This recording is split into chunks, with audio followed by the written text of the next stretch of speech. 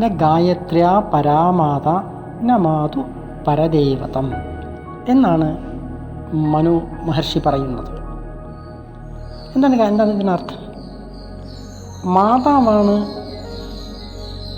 ഏറ്റവും വലിയ ചൈതന്യം. മാതാവിനപ്പുറത്ത് ഒരു ദൈവം പോലുമില്ല. കാരണം ഒരമ്മ ആരാണ്? കുഞ്ഞിനെ വാത്സല്യത്തോടുകൂടി വളർത്തുന്ന, ദുരിതങ്ങൾ രക്ഷിച്ച് ആരോഗ്യ സൗഭാഗ്യങ്ങൾ നൽകി കുഞ്ഞെ വളർത്തുന്ന വ്യക്തിത്വമാണ് അമ്മ എന്ന് പറയുന്നത്. ആ അമ്മയില്ലെങ്കിൽ ഒരു കുഞ്ഞില്ല.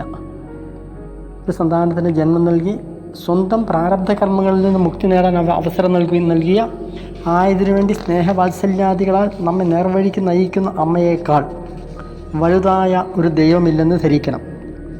ഗായത്രിയുടെ മഹാത്മ്യത്തെ വിഭാവനം ചെയ്യുന്നതിനുള്ള ഉചിതമായ ഒരാദർശമാണ്.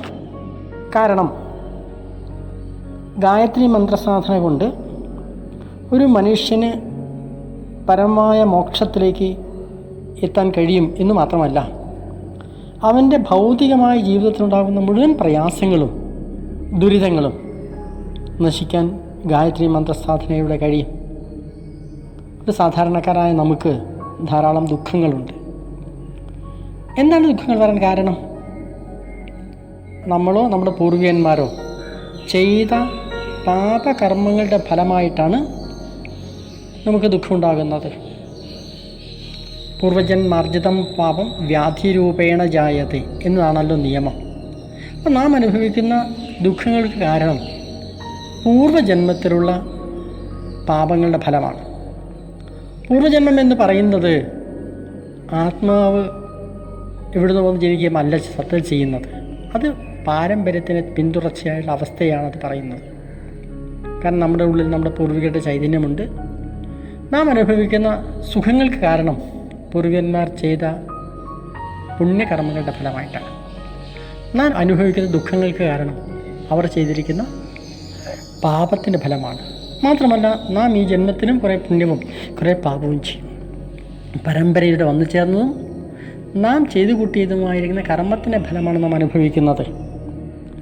അതിൽ നിന്ന് നമ്മൾ രക്ഷിക്കാൻ കഴിയുന്ന ഏറ്റവും ഉയർന്നതായിരിക്കുന്ന മന്ത്രസാധനയാണ് ഗായത്രി മന്ത്രസാധന. അതുകൊണ്ട് ഒരു അമ്മയെപ്പോലെ ഒരു വ്യക്തിയെ ദുരിതത്തിൽ രക്ഷിച്ച് മുൻപോട്ട് കൊണ്ടുപോയി ഏറ്റവും പരമായിരിക്കുന്ന ലക്ഷ്യത്തിലേക്ക് എത്താൻ നമ്മളെ സഹായിക്കുന്ന സാധനാ പദ്ധതിയാണ് ഗായത്രി മന്ത്രസാധന. അതുകൊണ്ടത് കൃത്യമായി ചെയ്യേണ്ടത് നമ്മുടെ ആവശ്യം മാത്രമല്ല, വ്യക്തിപരമായ ആവശ്യം മാത്രമല്ല. നാം അങ്ങനെ ചെയ്യുന്ന സമയത്ത് നമ്മുടെ അടുത്ത പരമ്പരയ്ക്ക് പോലും അതിൻ്റെ സുഹൃതം ലഭിക്കും. അടുത്ത പരമ്പരയ്ക്ക് നമുക്ക് ചെയ്തു കൊടുക്കാൻ കഴിയുന്ന ഏറ്റവും വലിയ കാര്യം നമ്മുടെ തപശക്തി അവർക്ക് പകർന്നു കൊടുക്കുക എന്നുള്ളതാണ്. അതുകൊണ്ട് വളരെ കൃത്യമായ ബോധപൂർവമായുള്ളൊരു ശ്രമം ഗായത്രി മന്ത്രസാധനയ്ക്ക് വേണ്ടി നാം അനുഷ്ഠിക്കേണ്ടതാണ് എന്നാണ് ഈ സമയത്ത് എനിക്ക് ഉദ്ബോധിപ്പിക്കാനുള്ളത്.